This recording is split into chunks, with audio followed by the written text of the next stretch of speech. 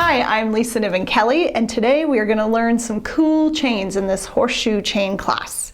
So in the second two chains we make of the three, we're going to be adding a coil. You're going to need to bust out a whole bunch of coil. So I recommend going on over to our free class called Coiling on a Drill. And in that class, I'm going to show you all the details and all the things you need to know to successfully build a coil on a drill. And you're going to love it because you can build it fast. You can also do it by hand if you want. We have another free class on that. But jump on over there and get ready to make some coils, and then let's get started.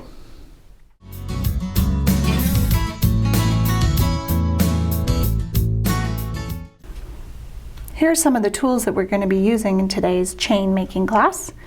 We've got the chain nose plier, a short round nose plier, a millimeter sliding gauge, a flush cutter. I really like this one because it's a razor flush, so it cuts very flush, and it also has a very pointed fine tip. You can see that there. This is great for cutting apart the coils. You'll see that in a moment.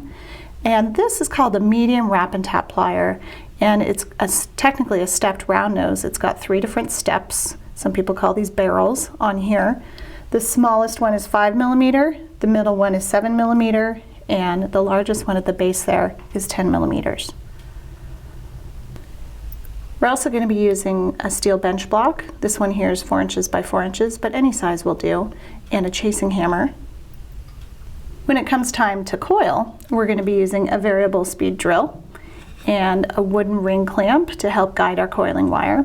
And in the drill, we're going to have a mandrel. The one we're using today is about 1 millimeter in thickness. That's about 18 gauge. This is just a hard welding rod. You can use an 18 gauge wire or piano wire. Just make sure you get something right around 1 millimeter to use for today's projects.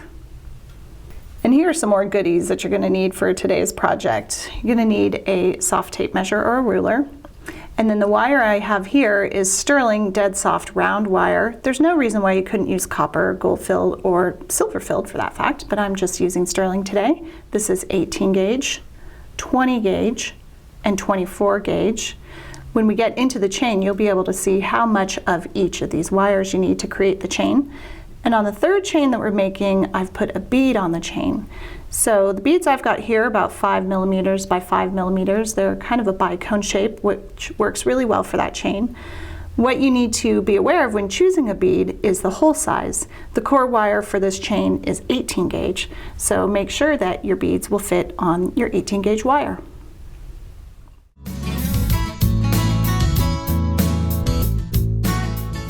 So here are the 3 chains that we're going to be covering today, all basically a horseshoe shape, but we've done some different things with them. This one here is just plain. It's going to be the first one we're going to talk about. And here's one with a coil, here's one with coils and a bead. So let's get started talking about this one. So the chain I have here fits me perfectly. It's a 7.5 inch chain. We're using 18 gauge wire, and it's got 14 links, including the clasp. Each link is going to use 2 inches of wire, and each link yields just over 1/2 inch. So if you needed to change that up a little bit to make it smaller or longer, those are the numbers you need to work with. So let's get started making this chain. Again, we're using 18 gauge wire, and I've just got a big long piece that I'm working off here. I'm going to start with a flush cut. As always, I want both sides of my wire to have a flush cut, so I'm going to start doing one little snip here to start with a flush cut. Measure 2 inches.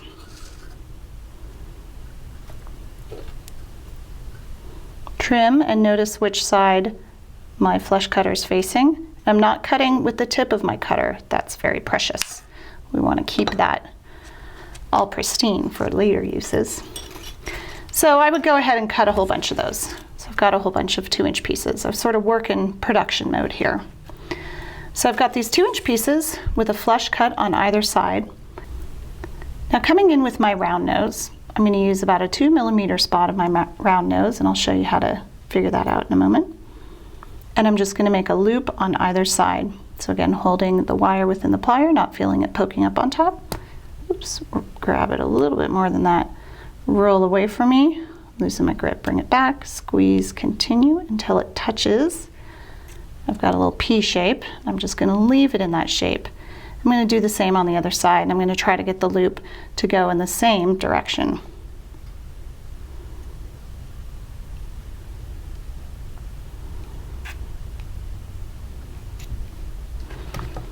Okay, I got them pretty close. If your loops are a little bit off, you can just grab them and straighten them up like that. So now I'm going to come up with the largest, or come in with the largest step on my medium wrap and taps, and that's the 10mm step. And I'm going to hold the wire right in the middle there. You can guesstimate it like I do, or you can measure it, but I'm going to show you how, even if you're off when you guesstimate, how you can get it to come around perfectly. So I'm going to hold it like this, looking down on the barrels, and grab my 2 loops and bring them up. Now if I see that one of my loops is coming around shorter than the other, like this guy is coming around a little bit shorter, then I'm only going to move this one to eat a little length from there. Now they're even, and I'm going to pull them evenly around. Pinch right there. Pull that off. Now I've got one of the links here. We're going to do a little tweaking to it, but while we're in production mode, let's crank out a couple more to this point. So I'll grab another 2-inch piece,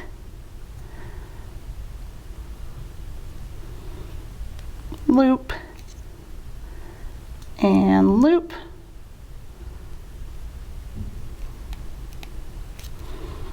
coming in with my handy dandy wrap taps.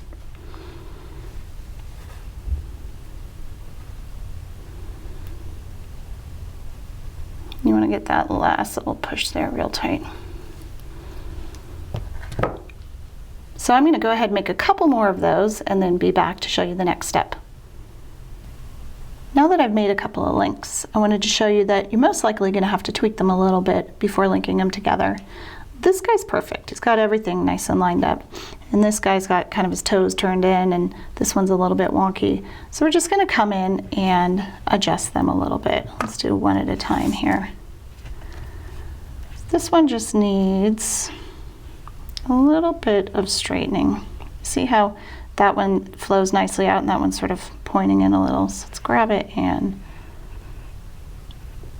tweak it just a little bit. That's better.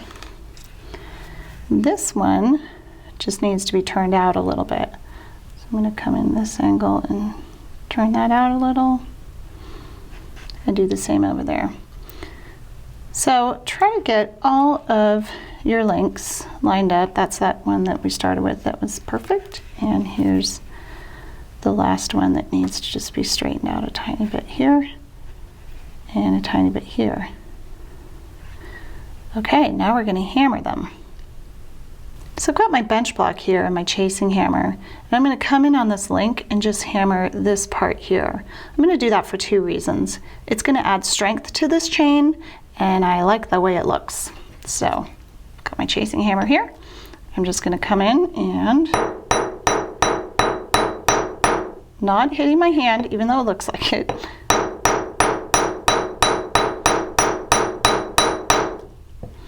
Make sure you get even flattening along the bottom there.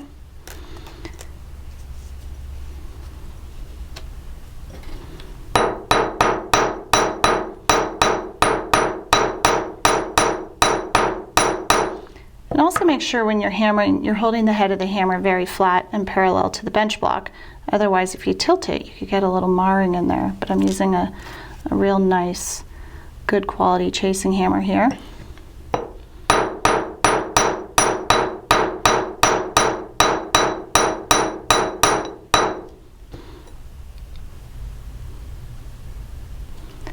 So after you hammer the outsides, it sort of opens up the links a little bit. So I'm going to come in and pinch them together just a tiny bit.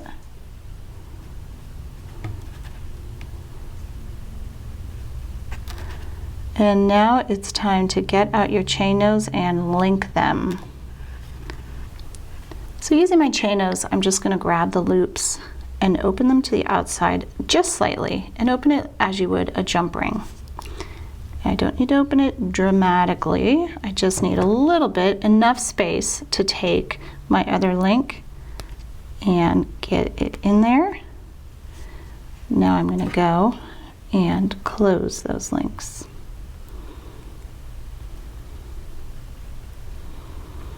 And this is a nice opportunity to make sure everything is nice and tight and closed here before moving on to your next one. So those guys are linked. Let's open this guy here. You also want to make sure when you're opening them that you're holding on to the entire link. Because if you're just holding down here, you could completely distort your link. So hold up a little bit higher.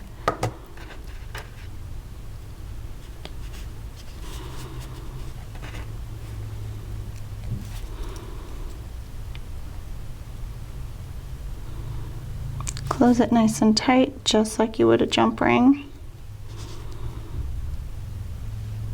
And over here as well. So go ahead and link all those up, and then I'll show you how to make the clasp.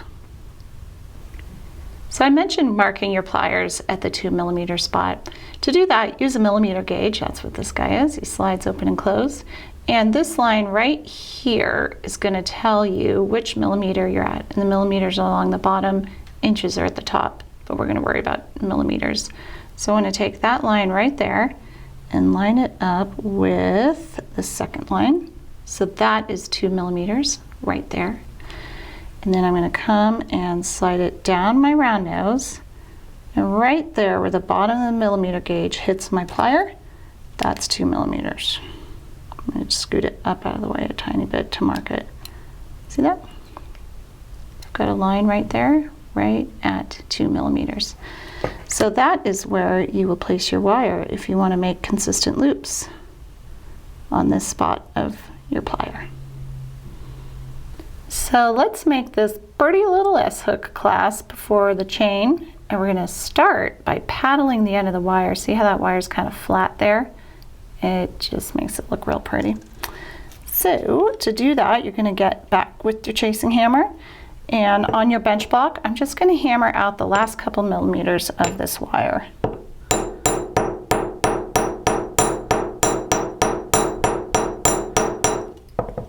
Okay, form like a little paddle there. And now I'm going to come in with my chain nose and grab just that last little bit and kink it over. So this nice little hook.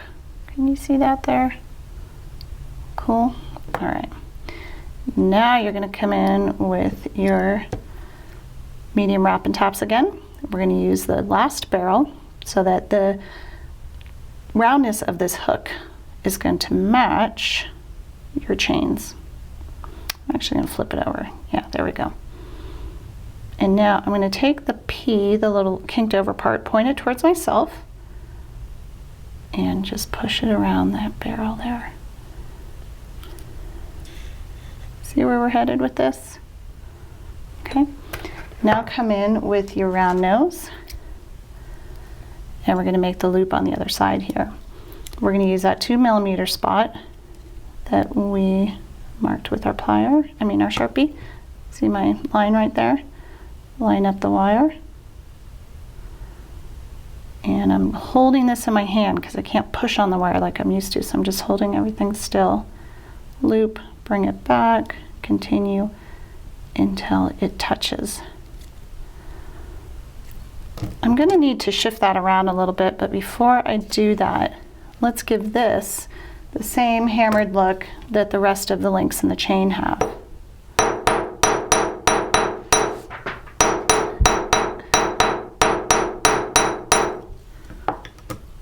Okay, now I'm going to pinch it in a little bit because, again, when you hammer it, it's going to spread it out. Now if you look at the chain here, I'm going to have this guy attached to this end, and I'm going to have the clasp linked directly through these two so that it flows with the rest of the chain. But you can see my loop there is facing the wrong way. It's going to shift my clasp. So let's go ahead and take care of that with our chain nose. I'm going to hold the whole clasp in my hand, grab the entire loop with my chain nose, and just shift it. So it's kind of more of a shifted figure 8 there. So now I will open up the loop on my clasp, insert it into my chain,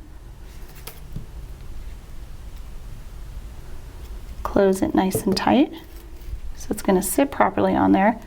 Actually, that wire's kind of sticking out a little weird. Let's move it in a little, that's better. And then when it comes around my wrist, this side's going to go right into those 2 loops. Cool.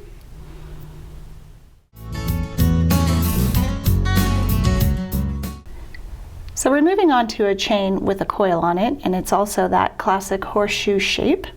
This one's been oxidized and polished, and we're going to talk about that later. I really like the way this looks, but here's a finished one here. Now with this guy, the recipe you need to work with for sizing and amount of wire needed is as follows. You got your pen handy? Okay. We're working with 20 gauge as our core wire on the links. 24 gauge made the coils.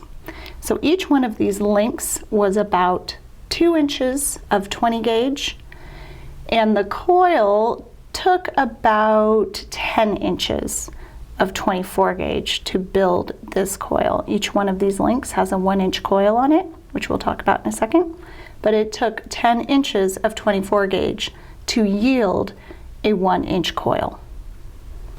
So we stretch this bracelet out to its full length. It is 7.5 inches like the other chain, and it too has 13 links and then the clasp. So 14 links total, and each one is just over 1/2 inch, kind of closer to about 5/8 inch. So instead of building a 1-inch coil at a time, we're just going to build a big old coil, and then we're going to cut it up into 1-inch pieces. Like we mentioned in the introduction, you're going to need to have watched the free class on coiling, because I'm going to coil here, but I'm not going to go into great detail. So let's just get this done here. I'm going to tuck that guy in there. This is 24 gauge on this 1mm mandrel that we talked about earlier, and get it started. I could continue on with my hand, but it's a little easier to come in with the ring clamp. And just get right there on top. I'm putting the wedge in on the bottom, and let that be my guide. Woohoo! Look at it go!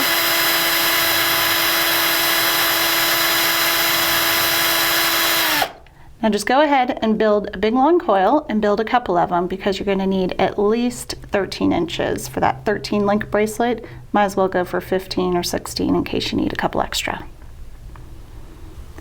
So here's one of the coils that I made, and I've got my nice flush pointed cutters. These are the Tronics 7223s that I really, really like for this technique here. First thing I'm going to do is just go ahead and cut the tails off either end of the coil. And to do that, I'm actually going to put one side of the cutter into the coil and snip, instead of just coming out here and chopping that off, because it'll leave a little flat spot. So one side of the cutter in the coil, cut it where it's already sort of flowing around. So now I have a nice flush cut there. I'm going to do the same over here.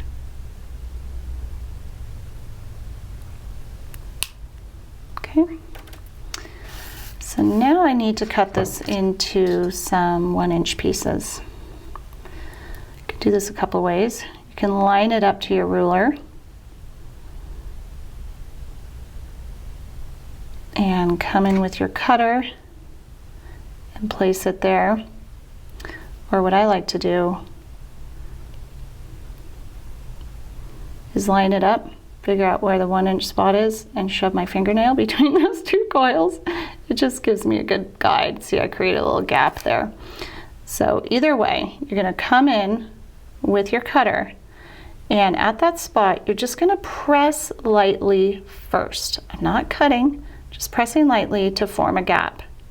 Now I'm gonna shift my cutters around a little bit and go in with the very tip and cut that back wire right there. There we go. So the reason I don't come in, and if you have any wonky little tails like that, we'll fix that. But the reason I don't come in and separate and cut is because if you come in at this angle, it leaves one of your tails really pointed and sharp because it cuts it really angulated, and that can kind of scratch you on the bracelet.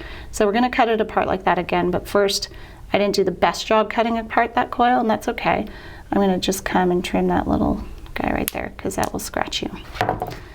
So coming up here again with my trusty tape measure. Let's not put the fingernail in this time. Let's try it this way. I'm going to just grab the coil, I'm just holding it, and press lightly between two coils to form a gap. I'm just pressing, not cutting, okay? Now with the tip of your cutter, go all the way, and it's a slightly different angle with your cutter, which is going to make all the difference, and cut that apart. Oops, there we go. You see that? So go ahead and trim up. You want to get a whole bunch of 1-inch pieces. I've got some coils cut up now. Now I need to cut my 20 gauge into 2-inch pieces. So I'm going to come in here and line that up to the tape measure here. Get right there at 2-inch pieces. I mean the 2-inch mark. There we are. Go ahead and cut.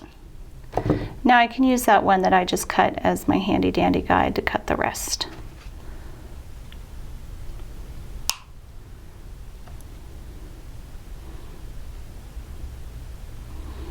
And you can see here I did some crazy cut. That guy is not even.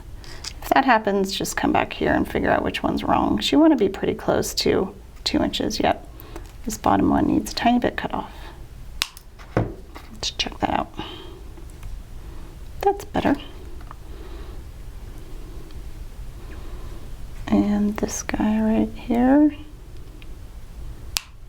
All right, so I've got some 2-inch pieces here. Let's go ahead and start making some links.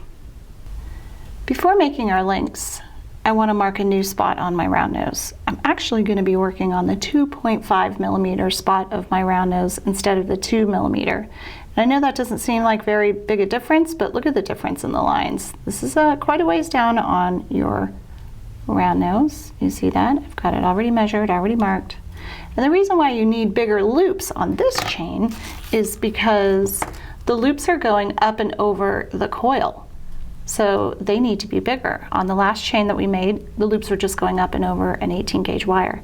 So you need a little more space in there. Before making your loops and putting on the coil, you want to make sure that both ends of your 2-inch wire have flush cuts on them. This one's got a little bit of a pointed cut from the way that we cut it off of the rest of the wire. So you want to come in with your flush cutter and cut that bit off so that it's flush, but you don't want to cut off a lot of length.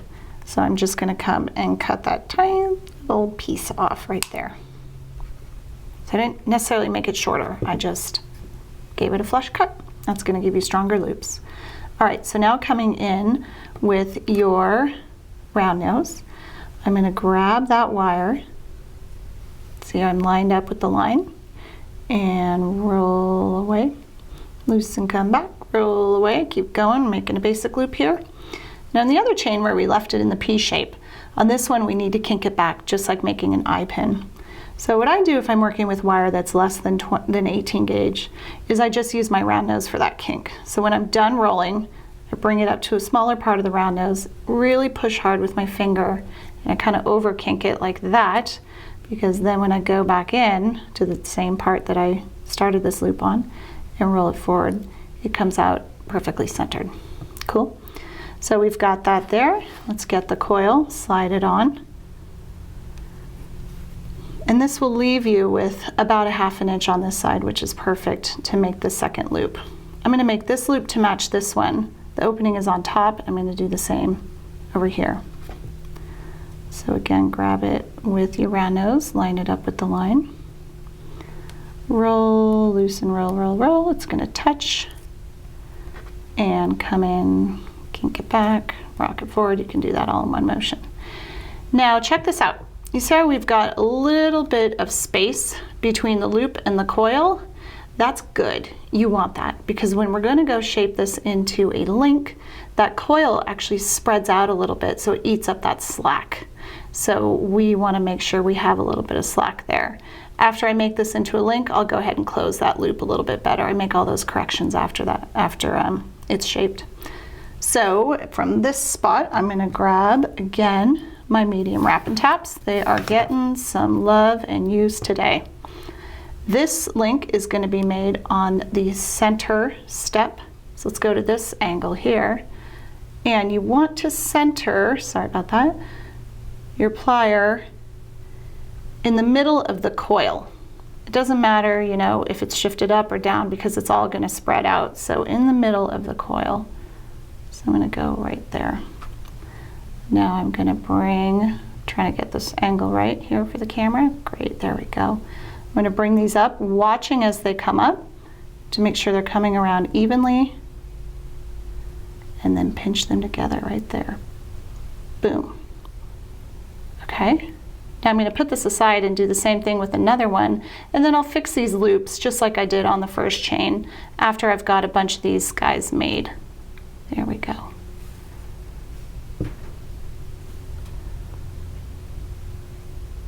Let's go ahead and do that again, make another link. We'll do it a little faster this time. So I'm lined up on my line. See that? Roll away from you, loosen, keep going, stay on that spot of your plier, don't wander. I've got my loop there. Shift it and rock it forward. There we've got our little eye pin. I'm going to grab a coil here, slide it on.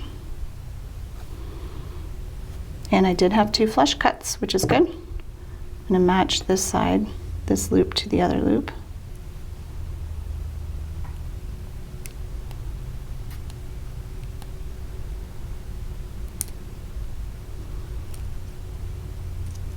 Cool.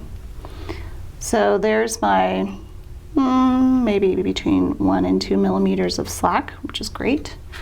So let's come in here with your wrapping tabs. Pull these guys up. Ideally they'd be facing towards each other, but if they flip like this, don't worry about it because we're gonna fix them afterwards. We just need to get this horseshoe shape. Awesome. Okay. So now we've got this guy we just made, and I'm glad that they flipped in this weird way because I can show you how to fix it. This was the first one we made. It needs a little help as well. So let's start with this one. Always when grabbing and manipulating wire, you want to do it with your chain nose. Don't grab this and do it with your round nose because it will put Mars on it. The situation with these guys is, well, no matter what, even if they're perfect when you're done shaping them, you want to kink them out a little bit and out a little bit. See that? Because now when you pull them together, they kind of are in the shape that can grab the next link. I got a little crazy there, so I'm going to go back. There we go. This is what you're looking for. This is your end result here. So they were shifted a little to the side. So when I did this kinking motion, I kind of kinked them at the same time. Let's see if we can make that happen with this crazy one over here. So I want to twist these down, right? That's what we were hoping for. We want to get the openings on the same side. So I've got the opening down here, not on top. So I'm going to do the same with this one here. And that's pretty close right there. Let's just make sure they're kinked out a little bit. This one needs to be turned a little bit more. And with my hand, I'll pull it in. See, so there's a lot of finagling you can do sort of at the end there to get them to shape up and face the right way. All right, so now let's link these bad boys together. We'll sort of do it the same way that we did with the first chain. I'm going to take the loops and, oops, here we go. All right, take the loops and pull it out and out. This time I have to open them a little bit larger than the other chain. Now I like to keep my chain flowing in this consistent pattern, so I keep all the openings of the loops on the same side. So let's try to keep those all on the bottom. I'm going to link in that side and link in that side.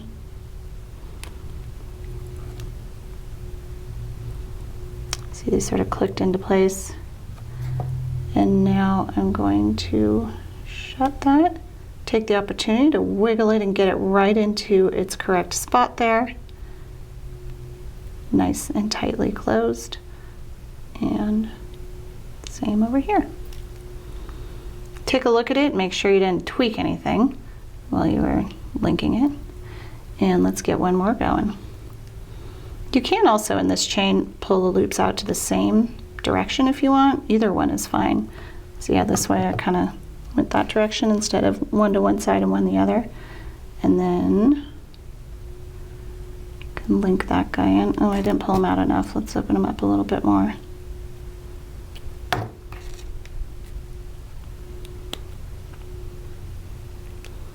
There we go. Now we're gonna just take that and close them up nice and tight. Same right here. Take a look at the chain, make sure you didn't distort anything, and we are on our way. Let's go ahead and make the clasp for this chain. For this clasp I made it a little bit smaller than we did on the first one, so I'm starting with 1.5 inches of the 20 gauge wire. And you can paddle out the end if you want, but I'm just going to show you a slightly different look on this one. I'm going to do the same thing where I grab the tip of the wire with the tip of my chain nose, and you have to have a nice strong chain nose for this. And I'm just going to bend it up and over, pushing very hard with my finger. You can see I've got a little line in my finger there, till I have this little kink, and then I'm going to pinch that in. Just makes a nice kind of hook end on the clasp. Now I'm going to move to my wrap and taps and using the smallest step. I get that right on there and loop that around, just like making a basic loop, basically. There we go. Now I'm going to go over to my round nose and use that 2.5 millimeter spot on my plier, because again, this part of the clasp is going to go up and over a link with a coil on it. There we go there, and I'm doing this in the opposite direction. Just a quick little pretty S-hook clasp.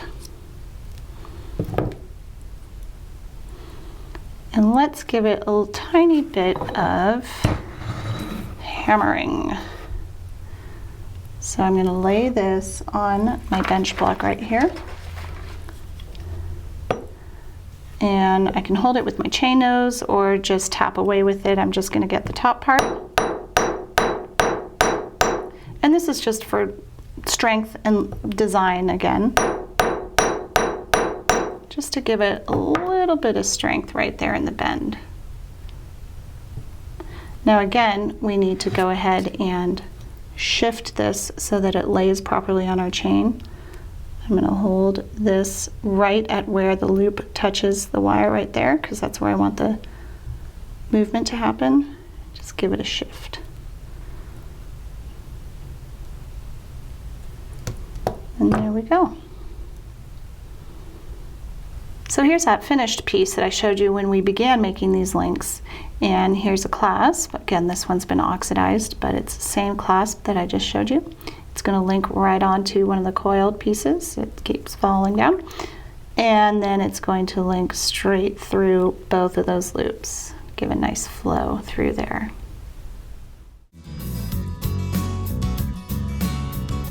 Now we're moving on to our third and final chain, and this one is again that sort of horseshoe shape, but this time it's got a bead on it and coils, so we're just getting trickier and trickier by the moment. What happens on this guy is we've moved up to 18 gauge. That core wire is 18 gauge. The coil is still 24 gauge, made on that same 1 millimeter mandrel. And what we need to do is cut our coils up into a whole bunch of 1/2 inch pieces. So this is a 1/2 inch coil, that's a 1/2 inch coil. And whatever bead you use, most beads will work that are around this size. This one just happens to be 5 millimeters wide by 5 millimeters tall. I kind of like the bicone shape. So to cut this coil up, I'm going to show you a little trick. You can see I've got 2 little lines on my finger. It's a lot easier to line a coil up to your hand because you're already holding it there and cut it from there than to lay it down on your ruler and get your thing and hold it. It's very awkward. Or to try to match it to the other coil. So let's use this little handy dandy trick. I'm just going to hold it up to my finger, line that outside coil. Actually, that outside coil is a little strange, isn't it? Let's cut the tip off. There we go. So I'm going to line up the outside of this coil with that line, and then I'm going to trim over here. I just want to point out one thing with this trick. It depends on how large you make your lines. Now, of course, the thickness of this line is about 1 coil worth. So if you're lining it up to the outside of the line and the outside of the line, it might come out too big. So I'm lining it right up in the dead center of the line and right up to the dead center of this line. And you can double check yourself with your actual little ruler there, or tape measure. Okay, so if you're using a thicker pen, you might want to line it up to the inside of this line, to the inside of this line. Hope that makes sense. Okay, so now I'm going to come in with my cutter and not cutting my finger. Don't worry, it just looks like I am. I'm going to line it up, you see right there with the middle. Now I'll let go and do like we did before, form a little gap in the coil, then go in and trim. Oops. Now this coil here, I check both sides to see if I need to trim it while it's in my hand. It looks fine. I'm going to put it down, but I'll check the coil on the main coil and it looks fine too. So I'm going to leave that. But that would be your time to do any trimming or problem solving if you need to. Alrighty, coming in here.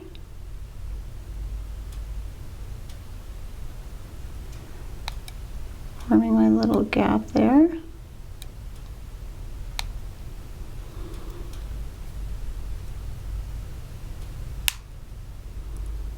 Okay, so go ahead and cut up a lot of those 1/2 inch coils. You're going to need 2 per link. Here's what the finished chain looks like, and just like the other chains, it is actually 13 links plus a clasp, so 14 altogether. These links are a little bit bigger, so it came out just longer than 7.5, and that's fine. It still feels very comfortable on my wrist. So the quantities that it sort of consumed to make this bracelet is, there's again 1 inch worth of coil on each link, just like our last one, just in this case we've cut it in half, so we've used 2 1/2 inch pieces. And 1 inch of coil, remember it took us 10 inches of 24 gauge, that yielded a 1 inch coil. And then 18 gauge is what's inside of these links. It's our core wire, and that on these links is about 2.5 inches. Might be a little bit more if you use a larger bead, might be a little less if you use a smaller bead. The clasp does consume a little bit more than 2.5 inches of 18 gauge. It's about 3.25 to 3.5, but I don't want you to worry about that core wire length because we're going to work off a longer wire in this case. We're not going to be pre-cutting the 18 gauge for each link. To make these links, we're going to use, like I said, 18 gauge, but I don't pre-cut the core wire. I'm working off kind of a workable piece of wire. It's about 1 foot or so in my hand here. The reason I don't pre-cut it is because you might use a different size bead than I use. So you're going to need a little more length or maybe a little bit less. So by doing it this way, you'll see how you can accommodate for those different changes. The first thing I want to do here, as I notice, is that this needs flush cut. So I'm going to start with my first loop, and I'm going to stick with that 2.5 millimeter spot on my plier right there. And grab it with my round nose, roll away from me, loosen, bring it back, squeeze. Now when I'm working with wire this thick, I don't do that little trick of kinking it back with my round nose because it's a little bit stiffer and I don't want to injure my round nose, so instead I'm going to come in with my chain nose, just the tip, to kink it back. See my loop there? And now I'll come back with this guy and rock it forward a little bit. I've got my pin. And now with the opposite end, I'm going to string on one of my 1/2 inch coils, one of my beads, and the second 1/2 inch coil. Bring it back down to here. So now, after you have on whatever size bead you want and the 2 coils, we're going to cut this at exactly 5/8 of an inch. Let's come back in here with the tape measure. For this one, I do want to be pretty exact, so I'm going to lay it down. You can see it there. Come in with my cutter, and you can see I'm facing the flush side of my cutter this way. That's my head. Sorry about that. I'm going to come in right at the 5/8 inch spot, which is right there. I'm not going to cut. Look at what I'm using, the tip of my cutter. Not a good idea on 18 gauge. I'm just using it to hold it, bring it up, scoot it back in the cutter, and cut. Okay. Now I'm going to come in with my round nose and make that second loop.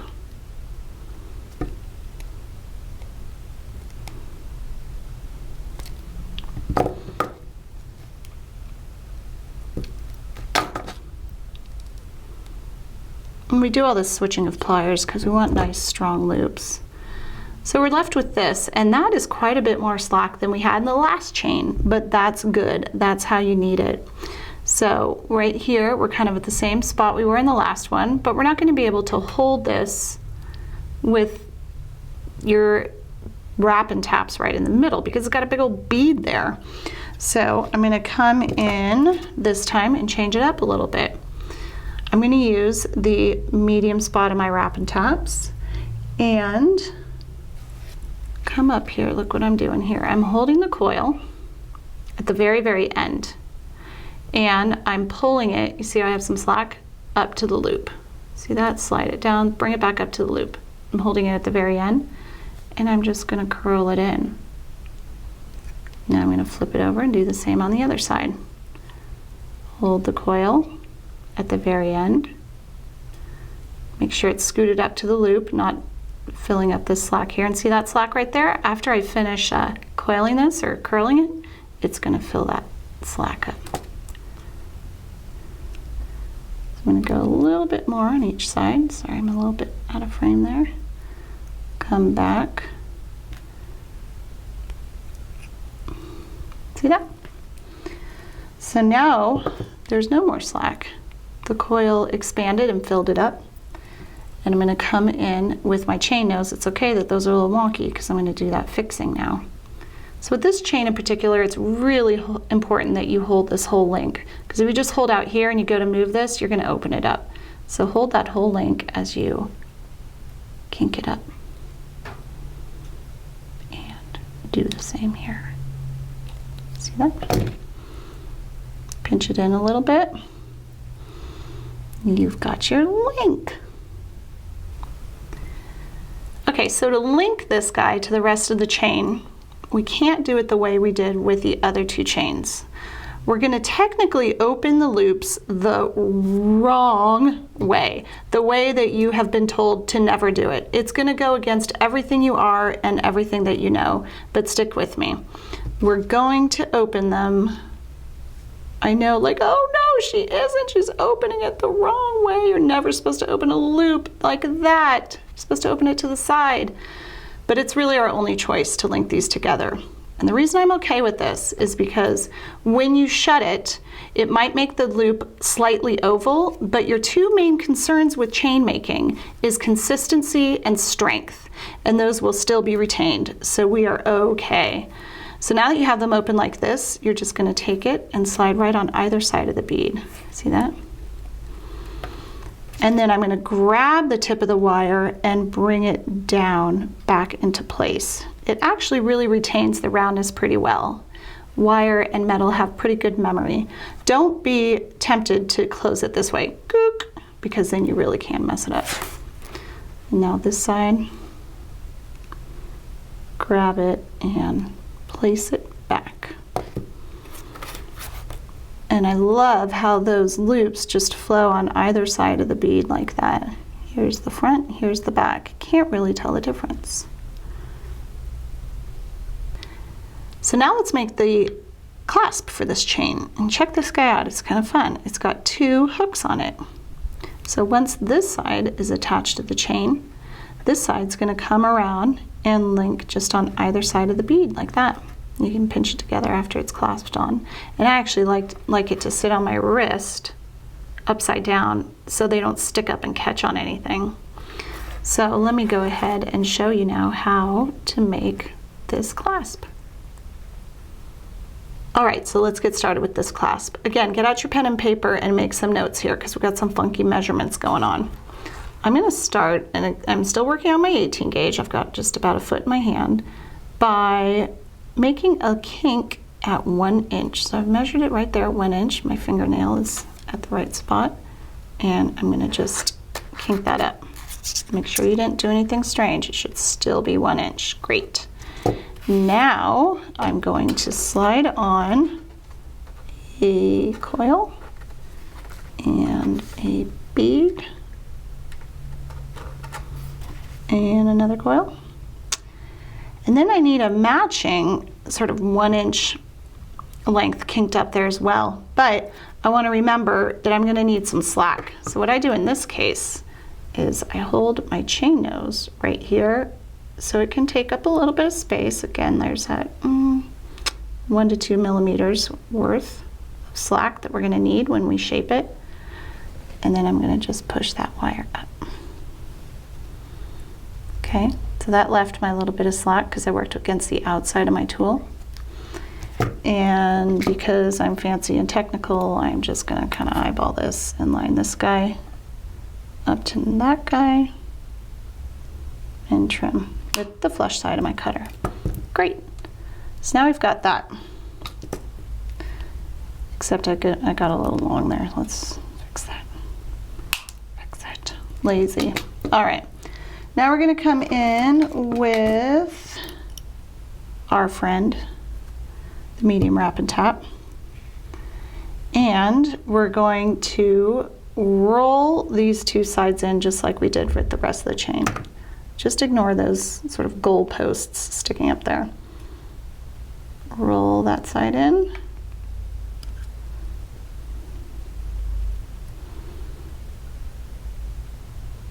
And, sorry, it's a little hard to hold this guy here. Roll that side in.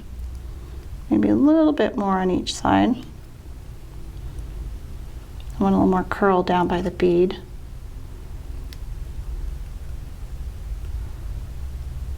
Okay, so now we have this crazy thing happening back here. We're just going to come in with the chain nose, and I can see my coil scooted up a little bit there. I'm just going to slide it back out and kink these guys back out so that they're parallel.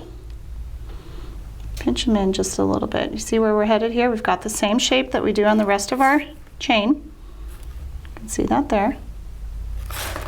But we've got these 2 wires sticking out that way. You can take this opportunity, if something has adjusted, like clearly mine has, to even them up. Okay. So now we're going to go ahead and make 2 little kinks at the top of these wires. And we want to make the kinks away from us because then we're going to roll it in this way. So 1 little kink right here. Squeeze it in. And I'm just going to slightly move out of the way so I can grab this one. Do the same. Hopefully they came out even, pretty good. Back to the wrap and tap. What I love about the wrap and taps is that they've got the long steps, so I can hold 2 wires and shape them around that step. If I was using like a long round nose, it's tapered, so one would come out with a smaller loop than the other one. So this is pretty cool. I'm going to hold them both and loop them up and over. into my clasp. Now again, there's always going to be a little tweaking that needs to be done. I got the coils kind of wanting to scoot up in there. I would prefer them to be a little closer together. Now, as you've probably figured out, the way to add this clasp to your bracelet is to open up those loops the wrong way, like we talked about. It's wrong, but it's right. And close it up. Take this opportunity while you're working on these two loops to make sure that they're very closed and lined up and nice and pretty.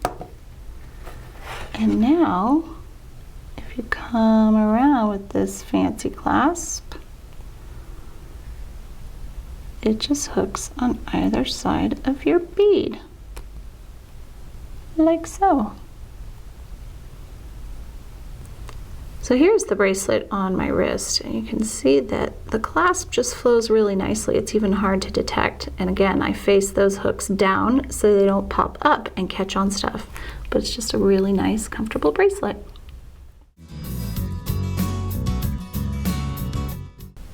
All right, so I hope you had fun making those chains. I want to give you a couple more tips and tricks. First of all, if you want to change these chains up, go for it. Bump up the recipes or bump them down if you want.